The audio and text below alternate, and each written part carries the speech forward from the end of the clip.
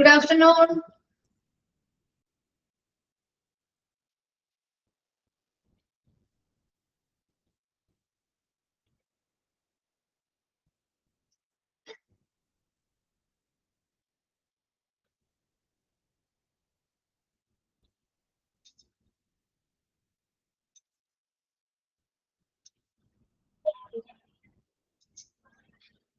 നമ്മൾ കഴിഞ്ഞ ക്ലാസ്സിൽ എവിടെ വരെയാണ് എടുത്തു നിർത്തിയത്?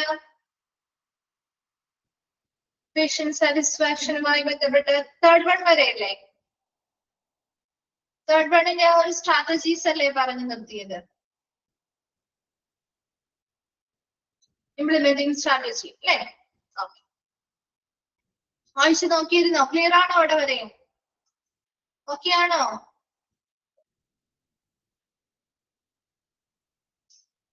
ഓക്കെ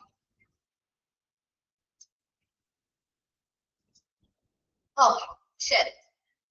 അപ്പൊ നമ്മള് നെക്സ്റ്റ് അടുത്ത ഭാഗത്തേക്ക് പോവാണ്. അതിലെ തന്നെ അതുമായി ബന്ധപ്പെട്ട് അപ്പൊ നമ്മള് ഓൾറെഡി എങ്ങനെയാണ് മിക്ഡ് പേഷ്യൻസിനെ അല്ലെങ്കിൽ ആൻഗ്രി പേഷ്യൻസിനെ നോ ചെയ്യാൻ അറിയുന്നതുമായി ബന്ധപ്പെട്ട അവരെ കൈകാര്യം ചെയ്യുന്നതുമായി ബന്ധപ്പെട്ട കാര്യങ്ങളാണ് പറഞ്ഞു നിർത്തിയത്. അപ്പൊ അതുമായി ബന്ധപ്പെട്ട് ഇംപ്ലിമെന്റ് ചെയ്യേണ്ട സ്ട്രാറ്റജീസും നമ്മൾ പറഞ്ഞു. ഇനി next, what can hospital do to deal with angry patients? Angry പേഷ്യൻസിനെ കൈകാര്യം ചെയ്യുന്നതുമായി ബന്ധപ്പെട്ട ഹോസ്പിറ്റലിന് ചെയ്യേണ്ടതായിട്ടുള്ള അല്ലെങ്കിൽ ഹോസ്പിറ്റലിൽ ചെയ്യേണ്ട കാര്യങ്ങളാണ് പറയുന്നത് കേട്ടോ. What can hospital do to deal with angry patients? Angry പേഷ്യൻസിനെ കൈകാര്യം ചെയ്യുന്നതുമായി ബന്ധപ്പെട്ട ഒരു ഹോസ്പിറ്റലിൽ ചെയ്യേണ്ട കാര്യങ്ങൾ. First one, take a deep breath and try to remain calm. എന്താണ്? വളരെ ദീർഘമായിട്ടുള്ള ദീർഘശ്വാസം എടുത്ത് വളരെ ശാന്തമായി ഡീപ് ബ്രെത്ത് എടുത്തതിന് ശേഷം ട്രൈ ടു റിമെയിൻ കാം. അവര് പറയുന്ന കാര്യങ്ങൾ അല്ലെങ്കിൽ അപ്പൊ അവര് ദേഷ്യപ്പെട്ട് നമ്മളടുത്ത് സംസാരിക്കുകയാണ്, നമ്മൾ ഒരിക്കലും തിരികെ അവരോട് ദേഷ്യപ്പെടുകയോ കാര്യങ്ങളോ അല്ല ചെയ്യേണ്ടത്. നമുക്ക് എപ്പോഴും ഒരു എന്താണ് ഡീപ് ബ്രെത്ത് എടുക്കുമ്പോൾ നമ്മൾ ഒന്നും കൂടെ റിഫ്രഷ് ആവുകയല്ലേ ചെയ്യാം അല്ലെ? നമ്മൾ കുറച്ചും കൂടി കാമായിട്ടിരിക്കാൻ നമ്മളത് സഹായിക്കില്ലേ? അതുപോലെ നല്ലൊരു ഡീപ് ബ്രെത്ത് എടുക്കുക, നല്ലൊരു ദീർഘശ്വാസം എടുക്കുക. അതിനുശേഷം ശാന്തമായിട്ട് ആ ഒരു ശാന്തത പാലിച്ചുകൊണ്ടായിരിക്കണം ആ പേഷ്യൻസിനോട് ഇടപെടലുകൾ നടത്തേണ്ടത്. രണ്ടാമത്തത്, gather all the details about the patient's disease and treatment provided to them. അതുപോലെ നമ്മൾ ഈ ഹോസ്പിറ്റലിൽ നിന്ന് ആ പേഷ്യൻസിന് എന്തൊക്കെ അവരുടെ രോഗവുമായി ബന്ധപ്പെട്ട് അവർക്ക് എന്തൊക്കെ ട്രീറ്റ്മെന്റും പ്രൊസീജിയേഴ്സുമാണ് നമ്മൾ കൊടുത്തിട്ടുള്ളത്, അതുമായി ബന്ധപ്പെട്ട എല്ലാ ഡീറ്റെയിൽസും കളക്ട് ചെയ്യാൻ ശ്രമിക്കുക.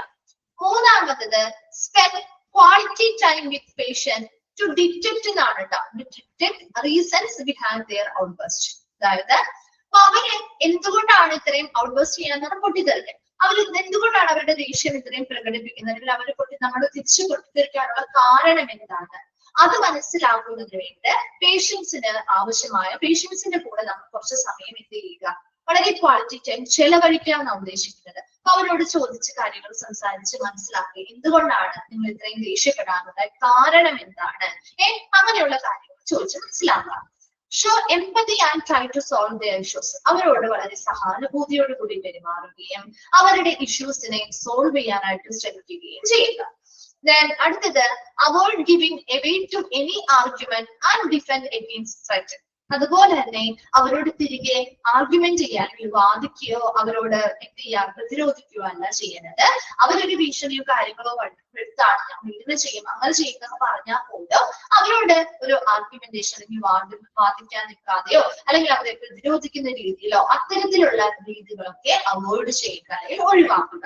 Then protect legally by carefully documenting clinical and administrative complaint. അപ്പൊ അവരൊരു കംപ്ലൈന്റ് തരാണ്, ഇപ്പൊ ഒരു ചികിത്സാപരമായിട്ടുള്ള കാര്യങ്ങളുമായി ബന്ധപ്പെട്ട കംപ്ലൈന്റ് ആവാം, അഡ്മിനിസ്ട്രേറ്റീവ് പരമായിട്ടുള്ള കംപ്ലൈന്റ് ആവാം. സോ അങ്ങനെ ഏതൊരു കംപ്ലൈന്റ് കിട്ടുമ്പോഴും അത് വളരെ കെയർഫുൾ ആയിട്ട് വളരെ ശ്രദ്ധാപൂർവം തന്നെ ഇത് കൈകാര്യം ചെയ്യുക.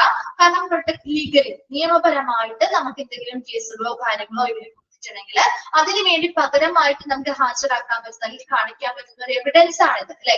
സോ അത്തരത്തിലുള്ള ഡോക്യുമെന്റ് കാര്യങ്ങൾ വളരെ ശ്രദ്ധാപൂർവ്വം ലീഗലി തന്നെ അത് സംരക്ഷിക്കുക അല്ലെങ്കിൽ പ്രൊട്ടക്ട് ചെയ്യുക. അപ്പോ എന്തൊക്കെയാണ് ഒരു ഹോസ്പിറ്റലിൽ ചെയ്യാൻ പറ്റുന്നത്? ഒന്നാമത്തത്, take a deep breath and try to remain calm. വളരെ ദീർഘനിശ്വാസം എടുത്ത് വളരെ ശാന്തമായിട്ട് നിൽക്കുകയും അവരെ ശ്രമിക്കുകയും ചെയ്യുക. രണ്ടാമത്തത് gather all the details about the patient disease and treatment provided to them. അവരുടെ പേഷ്യൻസിന്റെ രോഗാവസ്ഥ എന്താണെന്ന് മനസ്സിലാക്കുക, അവർക്ക് എന്തൊക്കെ ട്രീറ്റ്മെന്റ് ആണ് കൊടുത്തിട്ടുള്ളത് എന്നുള്ളതുമായി ബന്ധപ്പെട്ട എല്ലാ ഡീറ്റെയിൽസും കളക്ട് ചെയ്യുക. മൂന്നാമത്തത് spend quality time with patient to detect reasons behind their outburst. അതുപോലെ തന്നെ അവർ പൊട്ടിത്തെറിക്കുന്നതുമായി ബന്ധപ്പെട്ട എന്താണ് കാരണം, അതിന് പിന്നിലൊരു കാരണം ഉണ്ടാവുമല്ലോ, ആ കാരണം എന്താണെന്ന് മനസ്സിലാക്കാനായിട്ട് അവരോടൊപ്പം കുറച്ച് നല്ല സമയം സ്പെൻഡ് ചെയ്യുക അല്ലെങ്കിൽ ചിലവഴിക്കുക. Then show empathy and try to solve their issues. അതുപോലെ തന്നെ അവരോട് സഹാനുഭൂതിയോടുകൂടി പെരുമാറുകയും അവരുടെ ഇഷ്യൂസിനെ സോൾവ് ചെയ്യാനായിട്ട് ശ്രമിക്കുകയും ചെയ്യുക. Then avoid giving away to any argument and defend against threat. അതുപോലെ തന്നെ എന്തെങ്കിലും ആർഗ്യുമെന്റ്സ് അല്ലെങ്കിൽ എന്തെങ്കിലും വാദങ്ങളോ അല്ലെങ്കിൽ അവരോട് പ്രതിരോധിക്കുകയോ അത്തരത്തിലുള്ള കാര്യങ്ങളൊക്കെ അത്തരത്തിലുള്ള രീതികളൊക്കെ പരമാവധി ഒഴിവാക്കുക.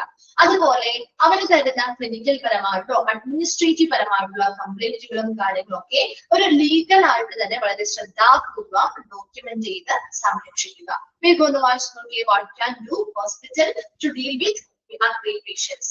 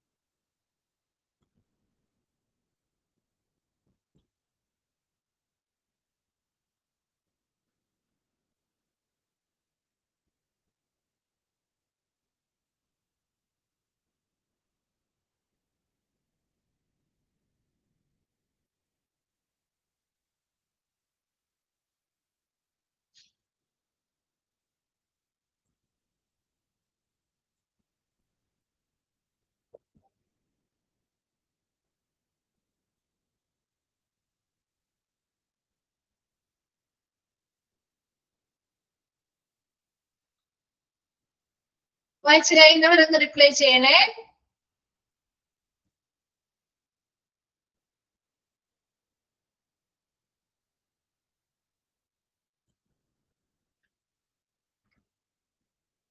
ഓക്കെ, നെക്സ്റ്റ് ഭാഗത്തേക്ക് പോട്ടെ. നെക്സ്റ്റ് വണ്ണിലേക്ക് പോട്ടെ. ക്ലിയർ അല്ലേ? ഓക്കെ, ശരി. നെക്സ്റ്റ് വണ്ണാണ് ടു ഇംപ്രൂവ് പേഷ്യന്റ് എക്സ്പീരിയൻസ്. കേട്ടോ, പേഷ്യൻസിന്റെ എക്സ്പീരിയൻസ് അല്ലെങ്കിൽ അവരുടെ അനുഭവം മികച്ചതാക്കുന്നതിന് വേണ്ടി, മെച്ചപ്പെടുത്തുന്നതിന് വേണ്ടി. നോക്കിയേ, most doctors spend a short span of time in which they want to complete various tasks from catching up with patient, understanding their concern and providing the required treatment. അപ്പൊ നമുക്കറിയാം, എപ്പോഴും നമ്മളൊരു ഹോസ്പിറ്റലിൽ ചെല്ലുമ്പോൾ ഡോക്ടേഴ്സിനെ കാണുമ്പോൾ ഡോക്ടേഴ്സ് നമ്മുടെ അടുത്ത് ഒരുപാട് സമയം സ്പെൻഡ് ചെയ്യാറുണ്ടോ? ഒരുപാട് സമയം സ്പെൻഡ് ചെയ്യോ? ഡോക്ടർ നമ്മുടെ അടുത്ത് ഒരുപാട് സമയം സ്പെൻഡ് ചെയ്യോ? വളരെ കുറച്ച് സമയം അല്ലെ? വളരെ ഒരു 5 മിനിറ്റോ 10 മിനിറ്റോ മാക്സിമം അല്ലെ? വളരെ കുറച്ച് സമയമായിരിക്കും നമ്മുടെ അടുത്ത് സ്പെൻഡ് ചെയ്യാം. ഷോർട്ട് സ്പാൻ ഓഫ് ടൈം അല്ലെ? ആ ഒരു ഷോർട്ട് സ്പാൻ ഓഫ് ടൈം വളരെ കുറച്ച് സമയത്തിനുള്ളിൽ തന്നെ they want to complete various tasks from catching up with patient, understanding their concern and providing the required treatment. ആ ഒരു സമയത്തിനുള്ളിൽ തന്നെ അവർ ഈ പറയുന്ന പല ടാസ്കുകളും കംപ്ലീറ്റ് ചെയ്യാറുണ്ട് അല്ലെ? അവർക്ക് ആ ഒരു സമയത്തിനുള്ളിൽ, കാരണം പേഷ്യൻസിനെ മനസ്സിലാക്കുക, അവരുടെ കൺസേൺ ആശങ്കകൾ എന്താണെന്ന് മനസ്സിലാക്കുക, അതിനനുസരിച്ച് ആവശ്യമായ ട്രീറ്റ്മെന്റുകൾ പ്രൊവൈഡ് ചെയ്യുന്നതൊക്കെ ആ ഒരു ഷോർട്ട് സ്പാൻ ഓഫ് ടൈമിനുള്ളിലാണ് അല്ലെ? So it would be, in such cases, it would be difficult for doctors to address all the problems of the patient. ആ ഒരു വളരെ ചുരുങ്ങിയ സമയത്തിനുള്ളിൽ ആ പേഷ്യൻസിന്റെ എല്ലാ തരത്തിലുമുള്ള പ്രശ്നങ്ങളെ കുറിച്ചും ആ ഒരു ഡോക്ടർക്ക് മനസ്സിലാക്കാൻ പറ്റുമോ? എല്ലാ പ്രശ്നങ്ങളും മനസ്സിലാക്കാൻ പറ്റുമോ? ഇല്ല അല്ലെ? അവിടെ നമുക്കപ്പോ അവിടെ ഈ ഒരു പരിമിതമായ സമയമാണ് ആ ഒരു ഡോക്ടറിനും കിട്ടുന്നത് ആ ഒരു രോഗിയോട്. അപ്പൊ അതിനനുസരിച്ച് ആ ഒരു നിശ്ചിതമായിട്ടുള്ള അപ്പൊ അവർക്ക് പ്രസന്റ് എന്താണോ അസുഖം അല്ലെങ്കിൽ എന്ത് കാര്യത്തിനാണോ അവർ വന്നിരിക്കുന്നത് അതുമായി ബന്ധപ്പെട്ട കാര്യങ്ങളും ട്രീറ്റ്മെന്റ് മാത്രമേ നമുക്ക് കൊടുക്കാൻ പറ്റുള്ളൂ അല്ലെ. അല്ലാതെ ഒരു പേഷ്യന്റുമായി ബന്ധപ്പെട്ട എല്ലാ പ്രശ്നങ്ങളും എടുക്കാനോ അതിനനുസരിച്ചുള്ള അഡ്വൈസുകൾ കൊടുക്കാനോ അതിനനുസരിച്ച് ട്രീറ്റ്മെന്റ് റെക്കമെൻഡ് ചെയ്യാനോ ഒന്നും ഇവിടെ ആ ഒരു ഡോക്ടറിന് ബുദ്ധിമുട്ടായിരിക്കും. So if we do not get answers for specific questions or queries like did we provide the desired care, but ഇവിടെ നമുക്ക് കുറെ അധികം സ്പെസിഫിക് ക്വസ്റ്റ്യൻസ് അല്ലെങ്കിൽ കുറെ അധികം അന്വേഷണങ്ങൾക്ക് അല്ലെങ്കിൽ ചോദ്യങ്ങൾക്കുള്ള ഉത്തരങ്ങൾ ലഭിക്കുന്നില്ല. ഒരു ഹോസ്പിറ്റലിൽ ഒരു രോഗിയോട് ചോദിക്കുകയാണ് did V provide the desired care, നിങ്ങൾ ആഗ്രഹിച്ചൊരു പരിചരണം ഞങ്ങൾ നിങ്ങൾക്ക് തന്നു എന്ന് ചോദിച്ചാൽ ഇവിടെ നോ എന്നല്ലേ പറയാൻ പറ്റുള്ളൂ അല്ലെ. നമ്മുടെ പൂർണ്ണമായ നമ്മുടെ അസുഖങ്ങളൊന്നും അവര് മനസ്സിലാക്കിയിട്ടില്ല അല്ലെ. നമ്മുടെ ആ പ്രസന്റിൽ നമ്മൾ എന്ത് അസുഖമായിട്ടാണോ ചെയ്തിരിക്കുന്നത് അതുമായി ബന്ധപ്പെട്ട കെയർ മാത്രമല്ലേ നമുക്ക് കിട്ടിയിട്ടുള്ളൂ അല്ലെ. അപ്പൊ നമ്മൾ ആഗ്രഹിച്ച എല്ലാ അസുഖങ്ങളും നമുക്ക് മാറ്റാൻ പറ്റിയോ, അല്ലെങ്കിൽ ഡോക്ടേഴ്സിന് അത് കണ്ടുപിടിക്കാൻ പറ്റിയോ? ഇല്ല അല്ലെ. അതിനനുസരിച്ചുള്ള ട്രീറ്റ്മെന്റ് കെയർ നമുക്ക് തരാൻ പറ്റിയോ? ഇല്ല. അപ്പൊ അങ്ങനെ ഒരു ക്വസ്റ്റ്യൻ ചോദിക്കുമ്പോൾ നമുക്ക് അതിനൊരു ആൻസർ ഇല്ല. അതുപോലെ did we give the right advice, ശരിയായ ഒരു അഡ്വൈസ് നിങ്ങൾക്ക് എല്ലാ കാര്യങ്ങളെയും ഉൾപ്പെടുത്തി തരാൻ പറ്റിയോ എന്ന് ചോദിച്ചാലും അതിനൊരു ആൻസർ ഉണ്ടോ? നോ എന്നല്ലേ നമുക്ക് പറയാൻ പറ്റുള്ളൂ അല്ലെ. നമ്മുടെ രോഗങ്ങളെല്ലാം പൂർണ്ണമായും മനസ്സിലാക്കിയുള്ള ഒരു അഡ്വൈസ് ആണ് നമുക്ക് തന്നിരിക്കുന്നത് ആണോ? അല്ല അല്ലെ. അപ്പൊ അത്തരത്തിലുള്ള ക്വസ്റ്റ്യൻസിന് അങ്ങനെയുള്ള ചില ചോദ്യങ്ങൾക്ക് ഇവിടെ ഉത്തരമില്ല. It would be difficult for hospital to improve the patient experience. So ഇങ്ങനെയുള്ള കാര്യങ്ങളൊക്കെ വരുന്നത് കൊണ്ട് തന്നെ ഒരു ഹോസ്പിറ്റലിന് കുറച്ച് ബുദ്ധിമുട്ടാണ്. പേഷ്യൻസിന്റെ എക്സ്പീരിയൻസ് മെച്ചപ്പെടുത്തുക എന്ന് പറയുന്നത് കുറച്ച് ബുദ്ധിമുട്ടുള്ള കാര്യമാണ്. One of the best way to improve it is by engaging with the patient and addressing their problem correctly after every interaction. അപ്പൊ അതില് ഒരു വളരെ ഇമ്പോർട്ടന്റ് ആയിട്ട് നമുക്ക് പേഷ്യൻസിന്റെ എക്സ്പീരിയൻസ് ഇംപ്രൂവ് ചെയ്യാനായിട്ട് പറ്റുന്ന ഒരു ബെസ്റ്റ് വേ എന്ന് പറയുന്നത് പേഷ്യൻസുമായിട്ട് ഇടപെടൽ നടത്തുക അല്ലെ. ഡോക്ടേഴ്സ് പേഷ്യൻസുമായിട്ട് നല്ല രീതിയിൽ ഇടപെടൽ നടത്തുകയും അവരുടെ പ്രശ്നങ്ങൾ എന്താണെന്ന് ചോദിച്ച് മനസ്സിലാക്കുകയും അതിനനുസരിച്ച് ഓരോ ഇടപെടലുകൾ നടത്തുമ്പോഴും അവരുടെ പ്രശ്നങ്ങൾ എന്താണെന്ന് ആരാഞ്ഞ് മനസ്സിലാക്കി അതിനനുസരിച്ച് അത് സോൾവ് ചെയ്യാനുള്ള വഴികളും നിർദ്ദേശിക്കുകയാണ് ഏറ്റവും ബെസ്റ്റ് വേ എന്ന് പറയുന്നത്. ശരിയല്ലേ?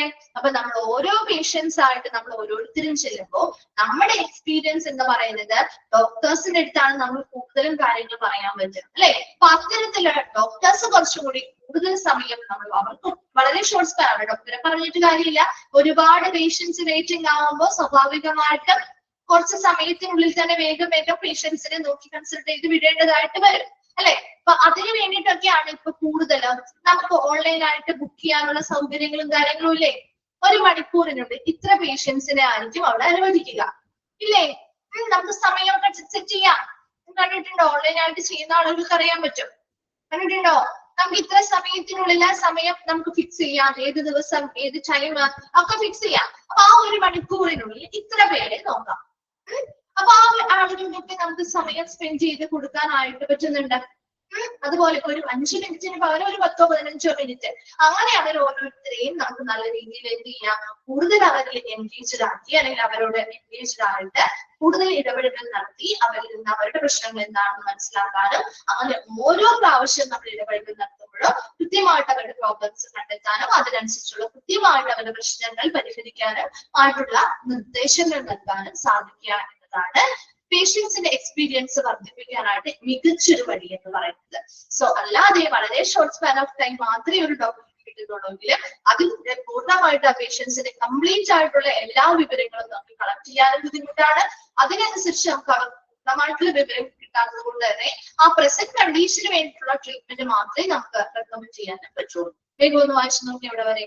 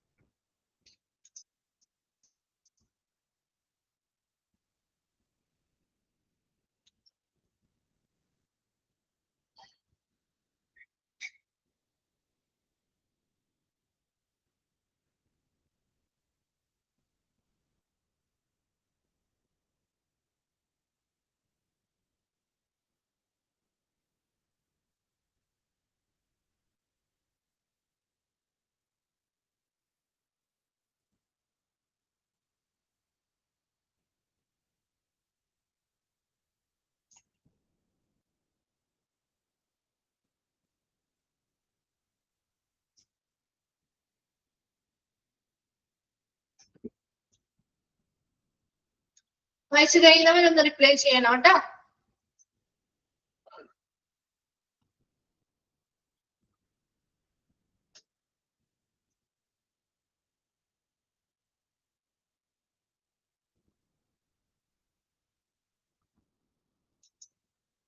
Okay, next patient experience pyramid ആണ് കേട്ടോ. പേഷ്യൻസിന്റെ എക്സ്പീരിയൻസുമായി ബന്ധപ്പെട്ട പിരമിഡ് ആണ്.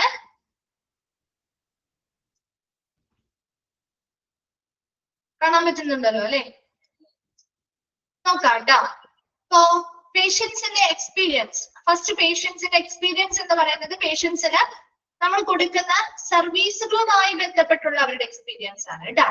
അങ്ങനെ പേഷ്യൻസിന് നമ്മൾ സർവീസുകൾ കൊടുക്കുന്നു, അതിലൂടെ പേഷ്യൻസിന്റെ ആ ഒരു യാത്ര ജേർണിയാണ് നടക്കുന്നത്. How the patient practice engage with his patients, അവിടെ നൽകുന്ന ആ ഹെൽത്ത് കെയർ പ്രാക്ടീസുമായി ബന്ധപ്പെട്ട് അല്ലെങ്കിൽ അവരുടെ പ്രവർത്തനങ്ങളുമായി ബന്ധപ്പെട്ട് രോഗികളുമായി എങ്ങനെ ഇവ ഇടപെടൽ നടത്തുന്നു, ആ സർവീസുകൾ എങ്ങനെ അവർക്ക് ബാധിക്കുന്നു, ആ പ്രാക്ടീസ് അവർ എങ്ങനെയാണ് അവരുമായി ബന്ധപ്പെട്ട് കൃത്യമായിട്ട് എങ്ങനെയാണ് അത് എൻഗേജ്ഡ് ആവുന്നത് മുതലായ കാര്യങ്ങൾ. അവിടെ പേഷ്യൻസിന് കൊടുക്കുന്ന സർവീസുകളിൽ നിന്നുള്ള എക്സ്പീരിയൻസ് ആണ് താഴെ കൊടുത്തിരിക്കുന്ന പേഷ്യന്റ് എക്സ്പീരിയൻസ് എന്ന് പറയുന്നത്. അതിലൂടെ അവർ ആ ഒരു ഹോസ്പിറ്റലിലുടനീളം അവരുടെ ഹെൽത്ത് കെയറുമായി ബന്ധപ്പെട്ട ഒരു യാത്രയാണ് അല്ലെ. ഒരു വരുന്ന അപ്പോയിന്റ്മെന്റുകൾ തുടങ്ങി മറ്റു പല പല കാര്യങ്ങളിലൂടെ അവരിങ്ങനെ സഞ്ചരിക്കുകയാണ്.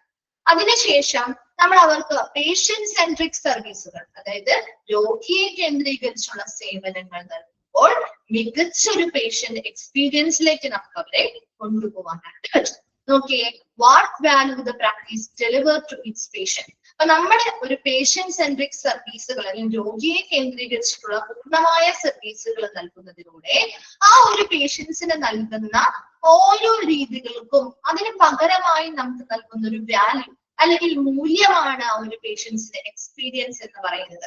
അപ്പൊ നമുക്ക് നല്ലൊരു സർവീസ് കിട്ടിയാൽ നമ്മൾ അതിന് പകരമായിട്ട് നമ്മുടെ എക്സ്പീരിയൻസ്, അനുഭവം മികച്ചതാക്കി മാറ്റാൻ അല്ലെങ്കിൽ ആ ഒരു മൂല്യം നമുക്ക് അവിടെ ഉണ്ടാക്കിയെടുക്കാൻ സാധിക്കുന്നുണ്ട്. അപ്പൊ അവിടെ പേഷ്യന്റ് എക്സ്പീരിയൻസ് എന്ന് പറഞ്ഞാൽ പേഷ്യൻസിന് കൊടുക്കുന്ന സർവീസുകളിൽ നിന്നുള്ള എക്സ്പീരിയൻസ് ആണ്.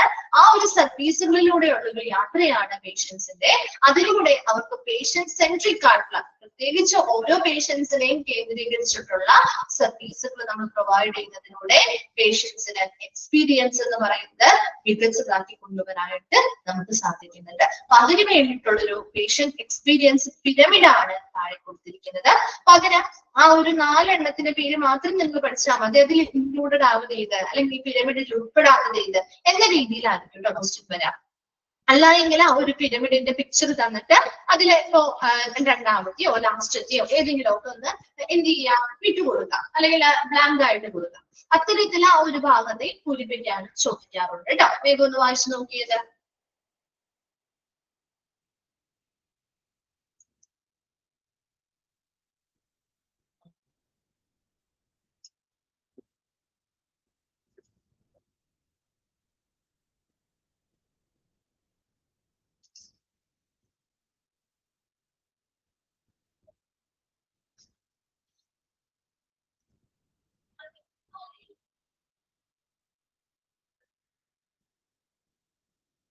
ശരി,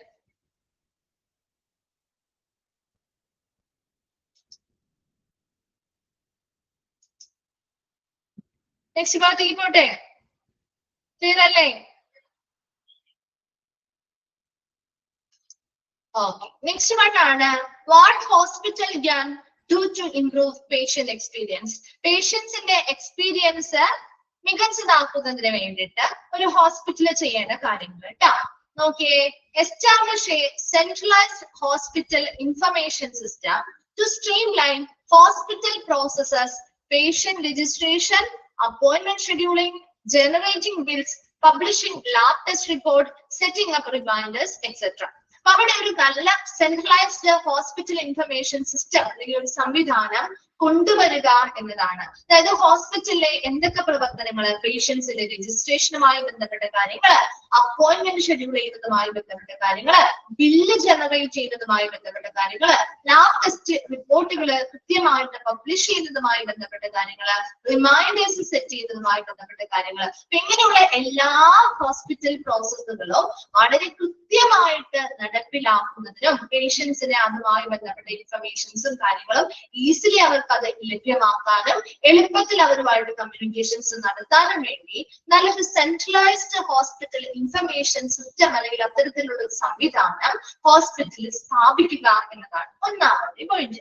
രണ്ടാമത്തത് focus on each patient and provide personalised patient care. ഓരോ പേഷ്യൻസിനും മതിയായ ശ്രദ്ധ കൊടുക്കേണ്ടതും അവർക്ക് ഓരോരുത്തർക്കും ആവശ്യമായ ഇൻഡിവിജ്വലൈസ്ഡ് ആയിട്ടുള്ള പേഴ്സണലൈസ്ഡ് ആയിട്ടുള്ള വ്യക്തിപരമായിട്ടുള്ള പേഷ്യന്റ് സെൻട്രിക് ആയിട്ടുള്ള കെയറുകൾ നൽകുകയും ചെയ്യുക. മൂന്നാമത്തത് read out to patient and communicate with them on different channels. അതുപോലെ തന്നെ പേഷ്യൻസിനോട് എന്ത് ചെയ്യുക, അവരുടേതായിട്ടുള്ള അവരുടെ ട്രീറ്റ്മെന്റുമായി ബന്ധപ്പെട്ട കാര്യങ്ങളാവാം, പ്രൊസീജിയേഴ്സുമായി ബന്ധപ്പെട്ട കാര്യങ്ങളാവാം, എല്ലാ കാര്യങ്ങളും വ്യക്തമായിട്ട് പേഷ്യൻസിന് വായിച്ച് മനസ്സിലാക്കി നൽകുകയും അതിനനുസരിച്ച് അവരുടെ പല ചാനൽസിലൂടെ പല വഴികളിലൂടെ, ഇപ്പൊ ടെലിഫോണിലൂടെ ആവാം, അല്ലെങ്കിൽ ഇമെയിൽസിലൂടെ ആവാം, വോയിസ് കോളുകളിലൂടെ ആവാം, അങ്ങനെ ഏത് മെത്തേഡ് ഉപയോഗിച്ചുകൊണ്ട് ഏത് ചാനൽ യൂസ് ചെയ്യുന്നുകൊണ്ടും അവരോട് നല്ല രീതിയിൽ ഒരു കമ്മ്യൂണിക്കേഷൻ കീപ്പ് ചെയ്യുക. Then conduct patient surveys to collect valuable feedback. പേഷ്യൻസിന്റെ പേഷ്യൻസുമായി ബന്ധപ്പെട്ട സർവേകൾ നടത്തുകയും അതിലൂടെ വാല്യുബിൾ ആയിട്ടുള്ള ഫീഡ്ബാക്കുകൾ കളക്ട് ചെയ്യുകയും ചെയ്യുക. Try to understand how patient perceive the quality of care given. അതുപോലെ തന്നെ അവർക്ക് കൊടുത്തിട്ടുള്ള കെയർ, അത് ആ ഒരു പരിചരണത്തിന്റെ ക്വാളിറ്റി എത്രത്തോളം ഉണ്ട് എന്നാണ് പേഷ്യൻസ് ധരിച്ചു വെച്ചിരിക്കുന്നത്, അത് മനസ്സിലാക്കാനായിട്ട് ശ്രമിക്കുക. അതുപോലെ discuss with stakeholder and implement quality measures. അപ്പൊ ഇത്തരം പരിചരണം കൊടുക്കുന്നതിൽ പങ്കാളികളായിട്ടുള്ളവരുമായിട്ട് ചർച്ചകൾ നടത്തി ക്വാളിറ്റി ഇംപ്രൂവ് ചെയ്യുന്നതുമായി ബന്ധപ്പെട്ട അല്ലെങ്കിൽ ക്വാളിറ്റി മെഷേഴ്സ് നല്ല രീതിയിലുള്ള ക്വാളിറ്റി അവിടെ ഉൾപ്പെടുത്തുന്നതുമായി ഇംപ്ലിമെന്റ് ചെയ്യുക, നടപ്പിലാക്കുന്നതുമായി ബന്ധപ്പെട്ട നടപടിക്രമങ്ങൾ സ്വീകരിക്കുക. അപ്പോ ഇത്രയും പോയിന്റ് ഒരു ഹോസ്പിറ്റലിൽ ചെയ്യേണ്ട കാര്യങ്ങളാണ് കേട്ടോ.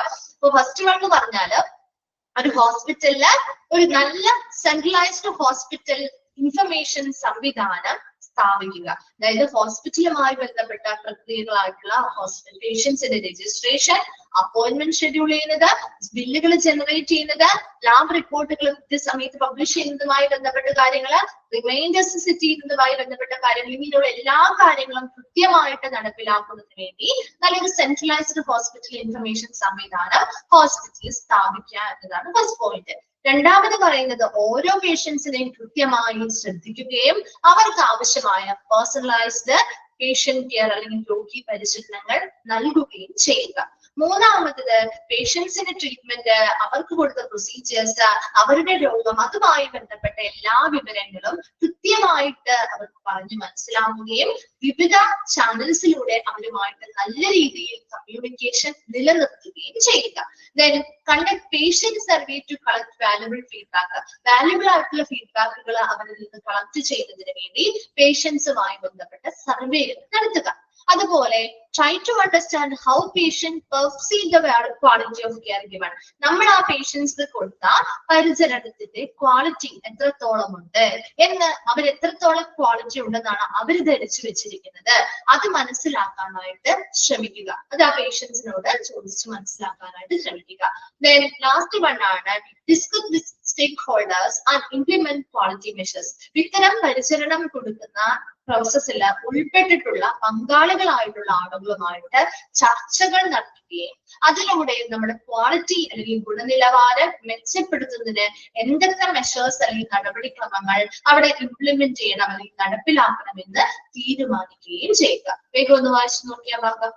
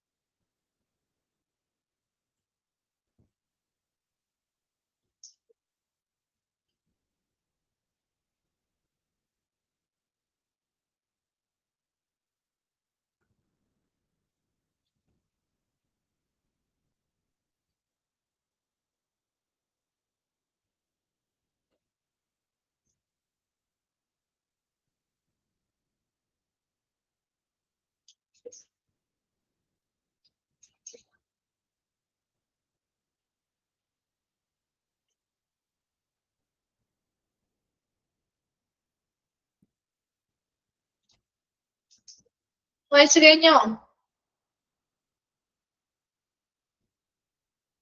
വായിച്ചു കഴിയുമ്പോ ഒന്ന് റിപ്ലൈ ചെയ്യണേ.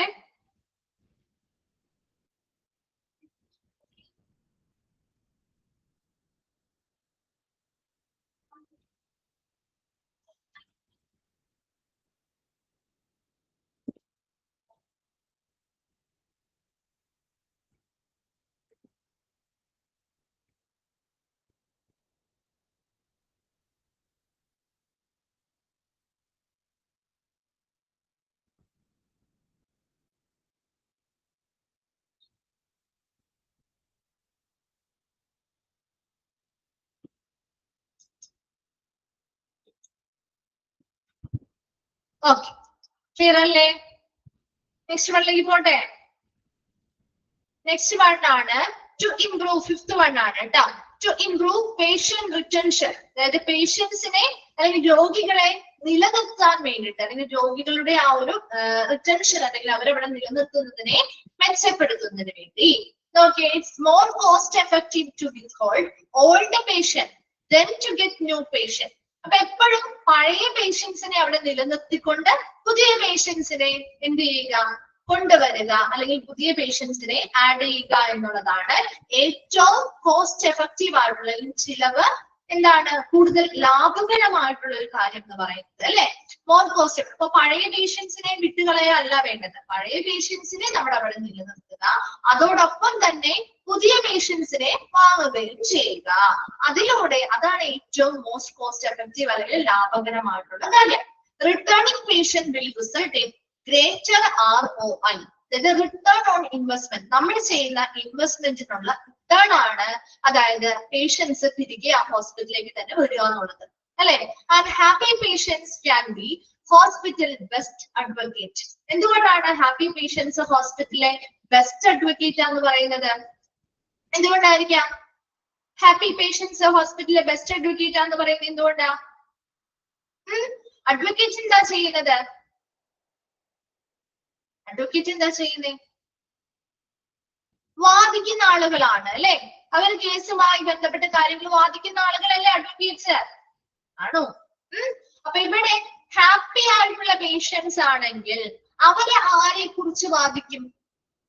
ആരെ കുറിച്ച് മറ്റുള്ളവരോട് സംസാരിക്കും അല്ലെങ്കിൽ വാദിക്കും? ഹോസ്പിറ്റലിനെ കുറിച്ച് അല്ലെ. നമ്മൾ പോയി നമ്മൾ സന്തോഷമായിട്ട് തിരിച്ചു വന്നിട്ടുള്ള, നമ്മളെ ഹാപ്പി ആക്കിയ ഹോസ്പിറ്റൽ ഏതാണോ ആ ഹോസ്പിറ്റലിനെ പറ്റി എന്ത് ചെയ്യും? സംസാരിക്കും, മറ്റുള്ളവരോട് നല്ല കാര്യങ്ങൾ പറയും, മറ്റുള്ളവരാണ് ആ ഹോസ്പിറ്റലിനെ കുറിച്ച് വാദിക്കും, തർക്കിക്കും അല്ലെ.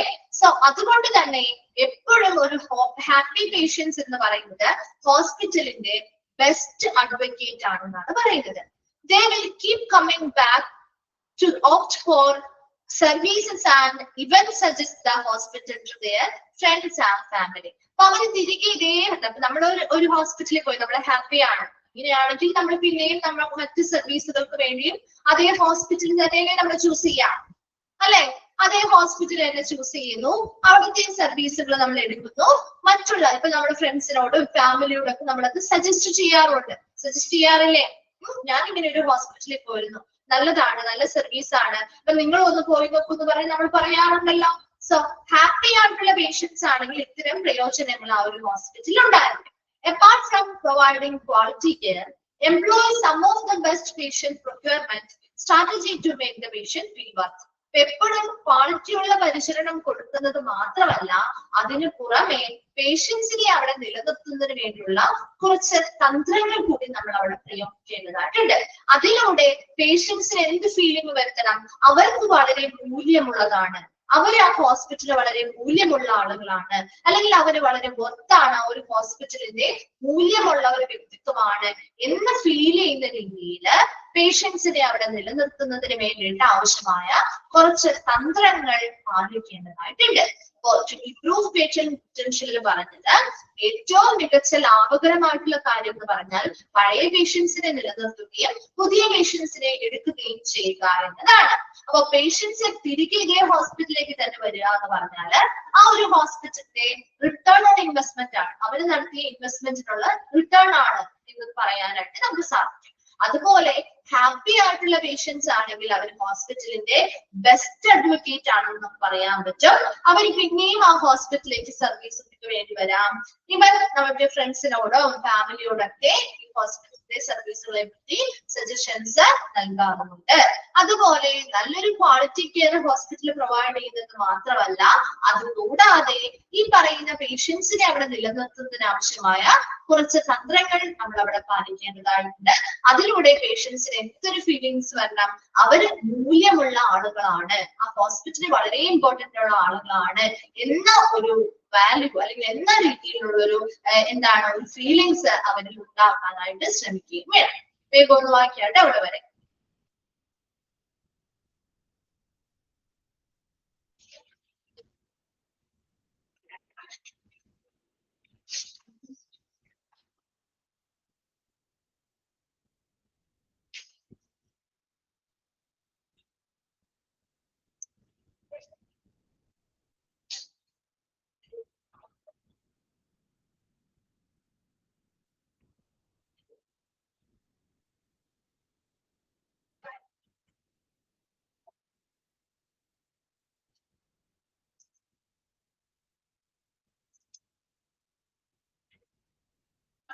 ഓക്കെ, ക്ലിയർ അല്ലേ?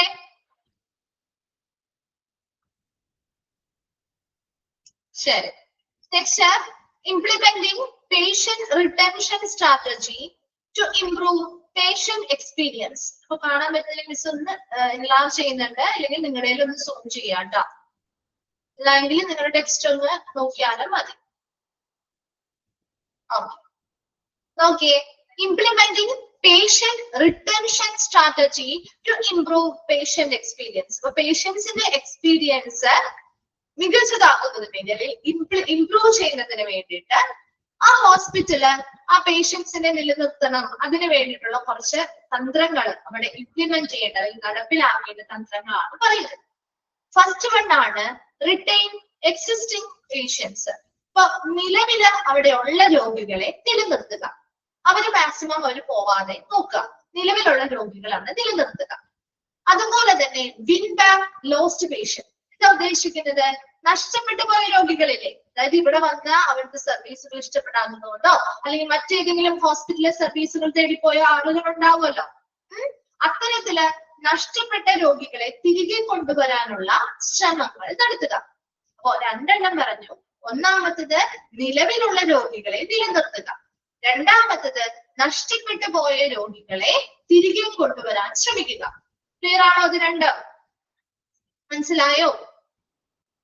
Then അടുത്ത സ്റ്റെപ്പാണ് അടുത്തതാണ് പറയുന്നത് കണ്ടക്ട് പേഷ്യന്റ് ഫീഡ്ബാക്ക് സർവേ. പേഷ്യൻസിന്റെ ഫീഡ്ബാക്കുമായി ബന്ധപ്പെട്ട സർവേകൾ നടത്തുക. അതിലൂടെ നമുക്ക് മനസ്സിലാക്കാൻ പറ്റും അല്ലെ, ഏതൊക്കെ ഏരിയാസിലാണ് പേഷ്യൻസിന്റെ എക്സ്പീരിയൻസ് മികച്ചതല്ലാത്തതെന്നോ ഇംപ്രൂവ്മെന്റ്സ് കാഴ്ചവെക്കാനും പറ്റും. പിന്നീട് വരുന്ന ഓരോ പേഷ്യൻസിനും മികച്ചൊരു എക്സ്പീരിയൻസ് നൽകാനും പറ്റും. അപ്പൊ അതിനുവേണ്ടി പേഷ്യന്റ് ഫീഡ്ബാക്ക് സർവേകൾ നടത്തുക. അതുപോലെ ask patient why they left. എന്തുകൊണ്ട് അവരോട് ചോദിക്കാം, അതായത് ഇവിടെ നിന്ന് പോയ ആളുകളാണെങ്കിൽ അവരോട് ചോദിക്കാം, എന്തുകൊണ്ടാണ് നിങ്ങൾ ഇവിടെ നിന്ന് ലെഫ്റ്റ് ആയി പോവാനായിട്ടുള്ള കാരണം എന്താണ്, അല്ലെങ്കിൽ ഈ ഒരു ഹോസ്പിറ്റൽ സർവീസ് വേണ്ട എന്ന് വെച്ച് പോവാനായിട്ടുള്ള കാരണം എന്താണ്, റീസൺ എന്താണ് എന്നുള്ളത് അവരോട് ചോദിച്ച് മനസ്സിലാക്കാം. രണ്ടെണ്ണം പറഞ്ഞു. പേഷ്യന്റ് ഫീഡ്ബാക്ക് സർവേകൾ കണ്ടക്ട് ചെയ്യുക, അതുപോലെ തന്നെ ask the patient why they left. എന്തുകൊണ്ടാണ് അവർ പോകാനുള്ള കാരണം എന്താണെന്ന് ആ പേഷ്യൻസിനോട് ചോദിച്ച് മനസ്സിലാക്കുകയും ചെയ്യുക. ക്ലിയർ ആണോ ഇത് രണ്ടും? ഓക്കെ അല്ലേ? Next, build A social community. സമൂഹവുമായി ബന്ധപ്പെട്ട് നമ്മുടെ സൊസൈറ്റിയുമായി ബന്ധപ്പെട്ട ഒരു നല്ലൊരു സാമൂഹിക കൂട്ടായ്മ കെട്ടിപ്പടുക്കുക. ഈ ഹോസ്പിറ്റല് നമ്മുടെ സമൂഹത്തിൽ നമ്മുടെ കമ്മ്യൂണിറ്റിയുമായി ബന്ധപ്പെട്ട് ഒരു നല്ലൊരു കൂട്ടായ്മ എന്ത് ചെയ്യുക, ബിൽഡപ്പ് ചെയ്യുക അല്ലെങ്കിൽ കെട്ടിപ്പടുക്കുക. അപ്പൊ ആ ഒരു സൊസൈറ്റി നമ്മുടെ കമ്മ്യൂണിറ്റിയുമായി ബന്ധപ്പെട്ട് ഈ ഹോസ്പിറ്റൽ നല്ലൊരു റിലേഷൻഷിപ്പ് കീപ്പ് ചെയ്യുക എന്നുള്ളതാണ് ഉദ്ദേശിക്കുന്നത്. അത്തരത്തിലുള്ള റിലേഷൻഷിപ്പ് കീപ്പ് ചെയ്യുമ്പോൾ സ്വാഭാവികമായിട്ടും കമ്മ്യൂണിറ്റിയിലെ ആളുകൾ ഈ ഒരു ഹോസ്പിറ്റലിൽ തന്നെ സമീപിക്കാനായിട്ട് ശ്രമിക്കും. അതുപോലെ ഇൻസെന്റിവൈസ് ദെയർ റിട്ടേൺ. ഇനി തിരിച്ചു വരുന്ന അല്ലെങ്കിൽ തിരിച്ചു വരാൻ താല്പര്യമുള്ള അല്ലെങ്കിൽ തിരികെ വരുന്നത്, ഓൾറെഡി ഇവിടെ നിന്ന് കുറെ നാളായിട്ട് പോയിട്ടുള്ള പിന്നെയും തിരികെ സർവീസിന് വേണ്ടി വരുന്ന രോഗികളുണ്ടെങ്കിൽ അവരുടെ ആ ഒരു വരവിനെ എന്ത് ചെയ്യുക, പ്രോത്സാഹിപ്പിക്കുക. അല്ലെങ്കിൽ അവർക്ക് ആവശ്യമായ പ്രോത്സാഹനങ്ങൾ അവർക്ക് വരുന്ന സമയത്ത് അവർക്ക് എന്തെങ്കിലുമൊക്കെ ഡിഡക്ഷൻസ്, സർവീസുകളോ ട്രീറ്റ്മെന്റുകളോ ഒക്കെ എന്തെങ്കിലും ഡിഡക്ഷൻസോ കാര്യങ്ങളോ അത്തരത്തിലുള്ള പ്രോത്സാഹനങ്ങളിൽ അവരെ പ്രോത്സാഹിപ്പിക്കുന്ന രീതിയിലുള്ള പ്രവർത്തനങ്ങൾ നടത്തുക. ബിൽഡ് എ സോഷ്യൽ കമ്മ്യൂണിറ്റി എന്ന് പറഞ്ഞാൽ നമുക്ക് സാമൂഹിക ഒരു കൂട്ടായ്മ ഹോസ്പിറ്റല് എന്തുവായിട്ട് സമൂഹത്തിൽ ഇറങ്ങി അല്ലെങ്കിൽ സമൂഹവുമായി ബന്ധപ്പെട്ട കമ്മ്യൂണിറ്റിയുമായി ബന്ധപ്പെട്ട ഒരു സാമൂഹിക കൂട്ടായ്മ കെട്ടിപ്പടുക്കുക. അതുപോലെ തന്നെ ഇൻസെന്റിവൈസ് ദെയർ റിട്ടേൺ, അതുപോലെ തന്നെ അവർ തിരികെ വരവുമായി ബന്ധപ്പെട്ട അവർക്ക് നല്ല രീതിയിലുള്ള പ്രോത്സാഹനം നൽകുന്ന രീതിയിലുള്ള കാര്യങ്ങൾ ചെയ്യുക. ക്ലിയർ അല്ലേ? ഓക്കെ, നെക്സ്റ്റ് വൺ ആണ് റിവാർഡ് പേഷ്യന്റ് ലോയാലിറ്റി. എന്ന് വെച്ചാൽ എന്താ? പേഷ്യൻസിന്റെ ആ ഒരു വിശ്വസ്തതയ്ക്ക് അനുസരിച്ചുള്ള ഒരു റിവാർഡ് അല്ലെങ്കിൽ പ്രതിഫലങ്ങൾ അവർക്ക് നൽകുക. എന്ന് വെച്ചാൽ എന്ത് ഉദ്ദേശിക്കുന്നത്? അവര് നമ്മുടെ ഈ സ്ഥാപനത്തെ വിശ്വസിച്ചാണ് ഇവിടെ വരുന്നത്, അല്ലെ? ആ വിശ്വാസം ഉള്ളത് കൊണ്ടാണല്ലോ അവരവിടെ പോകാത്തത്. അപ്പൊ അതിനനുസരിച്ച് അവർക്ക് എന്ത് കൊടുക്കാം? നല്ല സർവീസുകളും കെയറുകളും ഒക്കെ കൊടുക്കാന്, അതിനനുസരിച്ചുള്ള റിവാർഡ് കൊടുക്കാന്ന് പറയുന്നത്, അതിനനുസരിച്ചുള്ള പ്രതിഫലം കൊടുക്കാന്ന് പറയുമ്പോൾ അവരുടെ വിശ്വാസം ഒരിക്കലും തെറ്റിക്കരുത്, അല്ലെ? അവരുടെ ആ ഒരു വിശ്വാസം നിലനിർത്തുന്ന രീതിയിൽ ശരിയായിട്ടുള്ള പ്രവർത്തനങ്ങളും കെയറും കാര്യങ്ങളും ഒക്കെ അവർക്ക് കൊടുത്തുകൊണ്ടേയിരിക്കുക.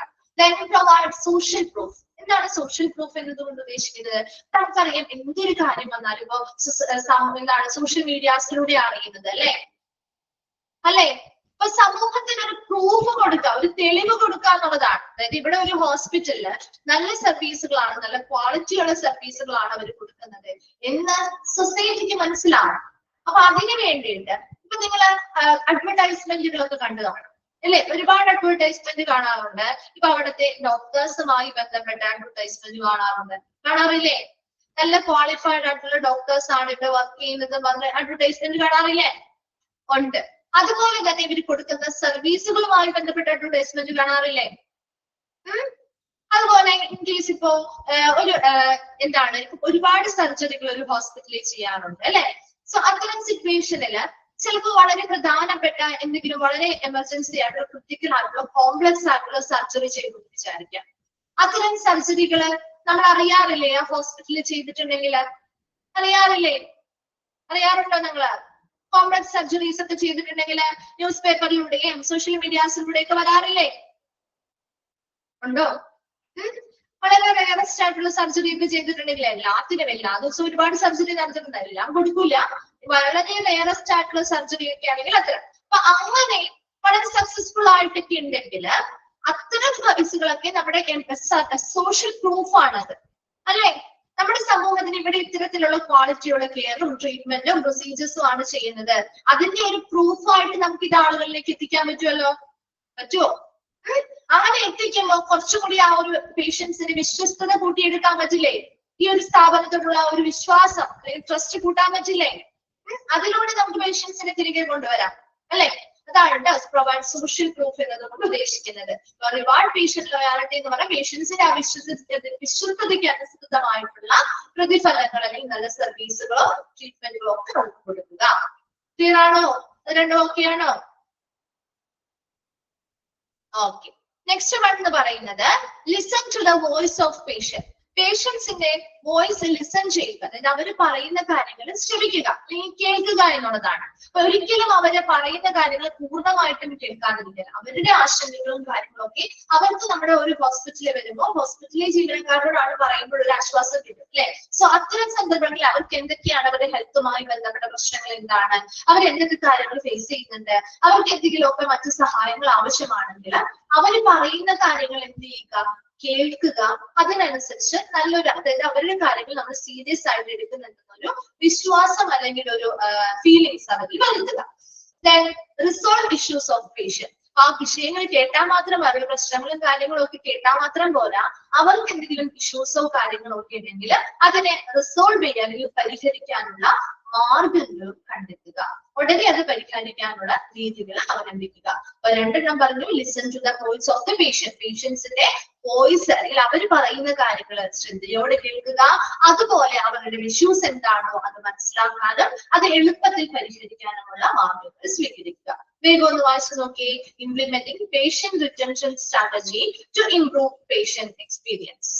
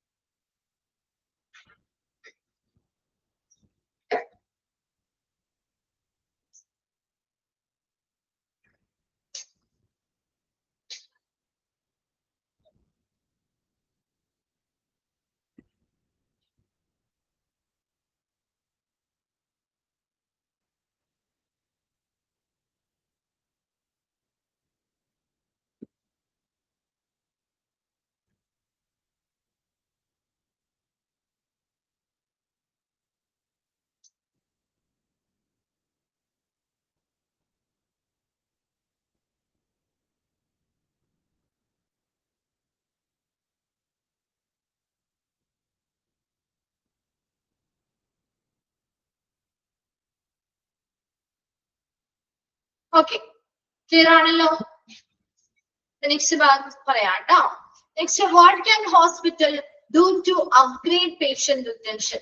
പേഷ്യൻസിന്റെ റിട്ടൻഷൻ, ഈ പേഷ്യൻസിനെ നിലനിർത്തുന്നതിന് വേണ്ടിയിട്ട് ഒരു ഹോസ്പിറ്റല് ചെയ്യേണ്ട, ഈ പേഷ്യൻസിന്റെ ആ ഒരു നിലനിർത്തല്, അതിന്റെ ആ ഒരു നിലനിൽപ്പ് അപ്ഗ്രേഡ് ചെയ്യാൻ, ഈ മെച്ചപ്പെടുത്തുന്നതിന് വേണ്ടി ഹോസ്പിറ്റലിൽ ചെയ്യേണ്ട കാര്യങ്ങളാണ്. First one, generate a comfortable and inviting atmosphere in the hospital. ഒരു ഹോസ്പിറ്റലിലേക്ക് പേഷ്യൻസിനെ വളരെ കംഫർട്ടബിൾ ആയിട്ട് അവർക്ക് നിൽക്കാനും അവരെ നല്ല രീതിയിൽ സ്വീകരിക്കുന്ന ഒരു അന്തരീക്ഷം ക്രിയേറ്റ് ചെയ്യുക എന്നതാണ് ഒന്നാമത്തേത്. രണ്ടാമത്തത്, intimate the patient in advice about the treatment procedure. അവർക്ക് എന്തൊക്കെ ട്രീറ്റ്മെന്റ് പ്രൊസീജിയർ ആണോ കൊടുക്കാൻ പോകുന്നത് അതുമായി ബന്ധപ്പെട്ട അഡ്വൈസ് അല്ലെങ്കിൽ നിർദ്ദേശങ്ങള് കൃത്യമായിട്ട് പേഷ്യൻസിനെ അറിയിക്കുക. Then excel patients expectation and provide the best treatment. Patients ഈ സ്ഥാപനത്തിൽ നിന്നും എന്ത് തരം ട്രീറ്റ്മെന്റ് പ്രൊസീജിയറും കെയറും ആണോ പ്രതീക്ഷിക്കുന്നത് അത് മനസ്സിലാക്കുകയും അതിനനുസരിച്ച് അവർക്ക് ബെസ്റ്റ് ട്രീറ്റ്മെന്റ് പ്രൊവൈഡ് ചെയ്യുകയും ചെയ്യുക.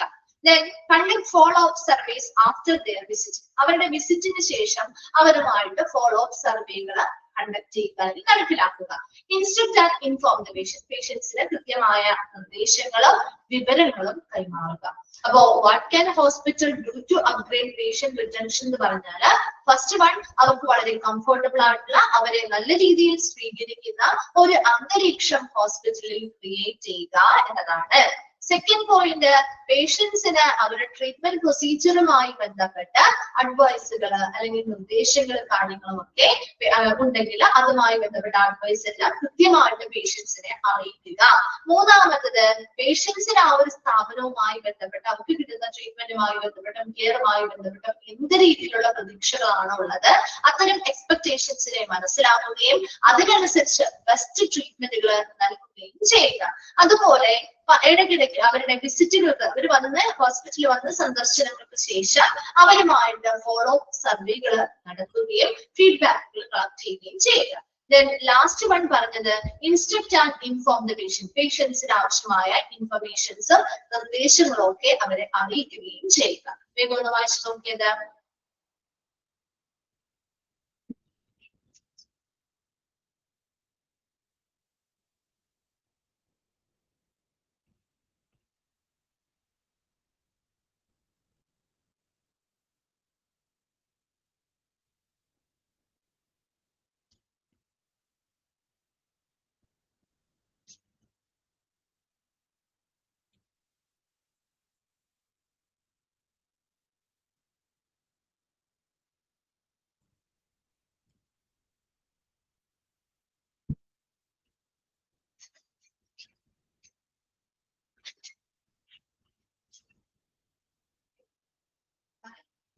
ഓക്കെ, ശരി. നമ്മുടെ 5 റീസൺസ് കംപ്ലീറ്റ് ആണ് കേട്ടോ. ഇനി അടുത്തത് നമ്മുടെ നെക്സ്റ്റ് സെക്ഷൻ ആണ്, ഇതിന്റെ കൂടെയുള്ളതല്ല കേട്ടോ. Next one, factors that influence patient satisfaction.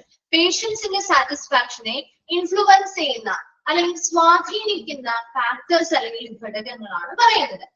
Factors that influence patient satisfaction. പേഷ്യൻസിന്റെ സാറ്റിസ്ഫാക്ഷനിൽ സംതൃപ്തിയെ സ്വാധീനിക്കുന്ന ഘടകങ്ങൾ. നോക്കിയേ, patient satisfaction often relate to എന്തൊക്കെ കാര്യങ്ങളുമായി ബന്ധപ്പെട്ടാണ് അത് ബന്ധപ്പെട്ടിരിക്കുന്നത്, റിലേറ്റ് ചെയ്തിരിക്കുന്നത്?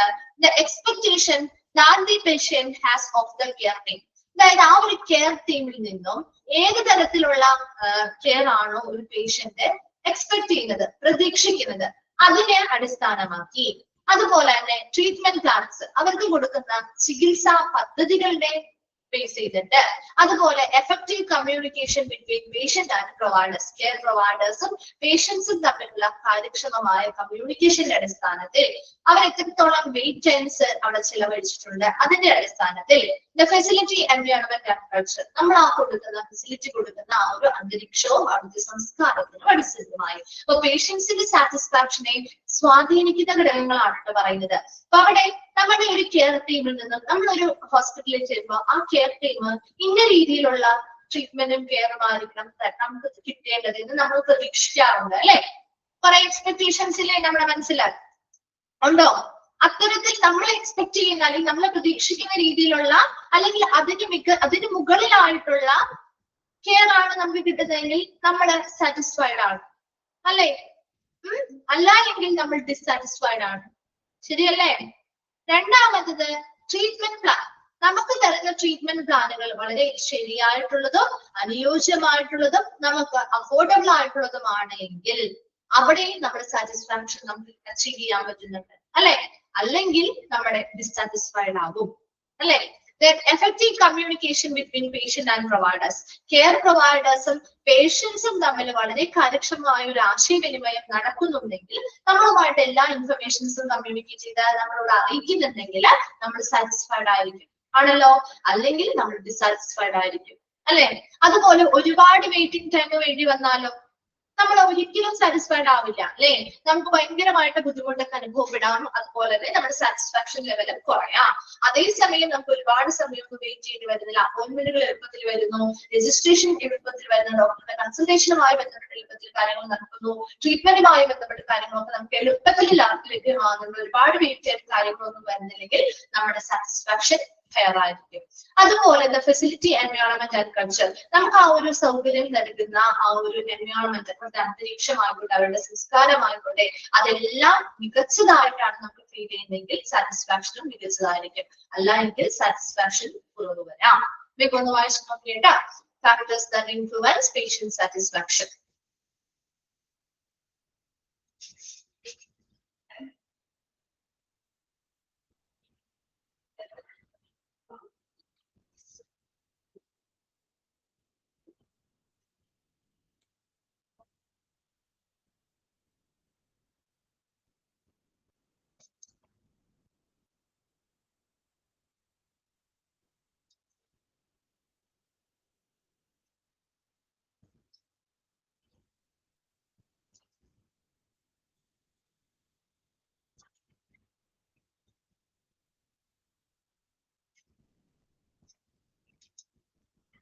ഓക്കെ, ശരി.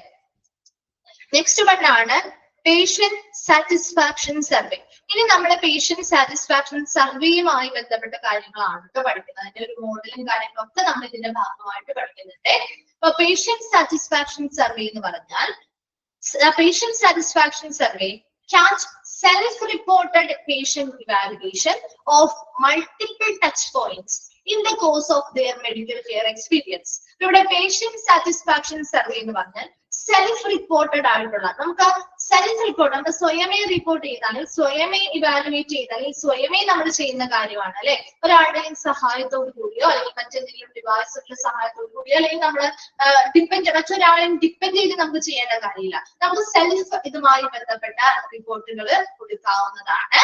അതിലൂടെ പേഷ്യൻസിന്റെ evaluation of multiple touch point, ഒരു ഹോസ്പിറ്റലിനെ അപേക്ഷിച്ച് നോക്കുമ്പോൾ, ഒരു ഹെൽത്ത് കെയർ സെറ്റിങ്ങിനെ അപേക്ഷിച്ച് നോക്കുമ്പോൾ മൾട്ടിപ്പിൾ ടച്ച് പോയിന്റ്സ്, പല മേഖലകളെ ടച്ച് ചെയ്തുകൊണ്ട്, അതായത് in the course of their medical care experience, അവരുടെ ആ ഒരു ഹോസ്പിറ്റലിലെ മെഡിക്കൽ കെയർ എക്സ്പീരിയൻസ് എങ്ങനെ ഉണ്ടായിരുന്നു, അതിനെ അടിസ്ഥാനമാക്കി ഹോസ്പിറ്റലിലെ വിവിധ ടച്ച് പോയിന്റുകളെ അല്ലെങ്കിൽ വിവിധ ആസ്പെക്ടുകളെ കേന്ദ്രീകരിച്ചുകൊണ്ട് പേഷ്യൻസ് ഇവാലുവേഷൻ നടത്തുന്നതിനെയാണ് നമ്മൾ പേഷ്യന്റ് സാറ്റിസ്ഫാക്ഷൻ സർവേ എന്ന് പറയുന്നത്. ഇത് സെൽഫ് റിപ്പോർട്ടാണ്, നമ്മൾ സ്വയം നമ്മുടെ എക്സ്പീരിയൻസ്, ഓരോ പേഷ്യന്റും അവരുടെ എക്സ്പീരിയൻസിനനുസരിച്ചാണ് അതിൽ റിപ്പോർട്ടുകൾ നൽകുന്നത്. അതിലൂടെ പേഷ്യൻസിന്റെ എക്സ്പീരിയൻസ് എങ്ങനെയാണ്, അവരുടേതായിട്ടുള്ള മികച്ച ഇംപ്രൂവ് ചെയ്ത ഏരിയാസ് ഏതൊക്കെയാണ്, അല്ലാത്ത ഏരിയ ഏതൊക്കെയാണെന്ന് കൃത്യമായിട്ട് വിലയിരുത്താൻ പറ്റും. അതിന് പല ടച്ച് പോയിന്റ്, ഇത് എന്താണ് മെഡിക്കൽ പരമായിട്ടുള്ള ആസ്പെക്ട് മാത്രമല്ല, നോൺ മെഡിക്കൽ പരമായിട്ടുള്ള വശങ്ങളൊക്കെ നമ്മൾ പരിഗണിച്ചുകൊണ്ട് അത്തരത്തിൽ മൾട്ടിപ്പിൾ ടച്ച് പോയിന്റ്സിലൂടെ കടന്നു പോകുന്ന ഒരു മെഡിക്കൽ കെയർ എക്സ്പീരിയൻസിൽ നിന്നും അവർക്ക് കിട്ടിയ എക്സ്പീരിയൻസ് അല്ലെങ്കിൽ അനുഭവത്തിനനുസരിച്ച് റിപ്പോർട്ട് ചെയ്ത പേഷ്യൻസിന്റെ സെൽഫ് ആയിട്ടുള്ള ഇവാലുവേഷൻ പ്രോസസ്സിനെയാണ് നമ്മൾ പേഷ്യന്റ് സാറ്റിസ്ഫാക്ഷൻ സർവേ എന്ന് പറയുന്നത്. Depending on what aspect of patient satisfaction is being calculated.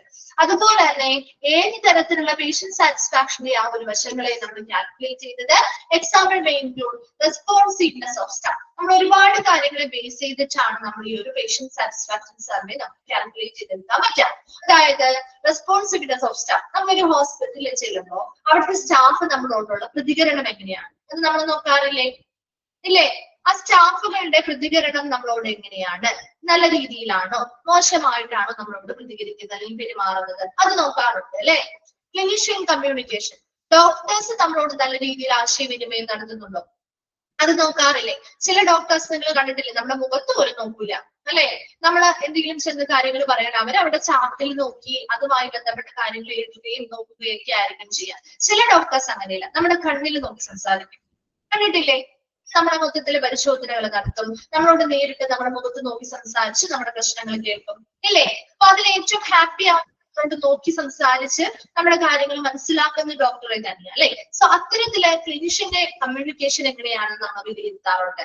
Technical skill, അവിടെയുള്ള മറ്റ് എംപ്ലോയീസ് അല്ലെങ്കിൽ സ്റ്റാഫുകളുടെ ടെക്നിക്കൽ കഴിവ് എങ്ങനെയാണെന്ന് നമ്മൾ നോക്കാറുണ്ട് ഇല്ലേ? നമ്മളൊരു എക്സ്റേയോ സ്കാനിങ്ങോ അല്ലെങ്കിൽ മറ്റെന്തെങ്കിലും ലാബ് ടെസ്റ്റുകളോ കാര്യങ്ങളോ ഒക്കെ ചെയ്യാൻ പോകുമ്പോൾ നമ്മളത് നോക്കാറില്ലേ? അവർ ചെയ്യുന്ന കാര്യങ്ങളൊക്കെ നമുക്ക് കുറെ ഒന്നും അറിയില്ലെങ്കിൽ പോലും നമ്മൾ ശ്രദ്ധിക്കാറില്ലേ? ശ്രദ്ധിക്കാറുണ്ടോ?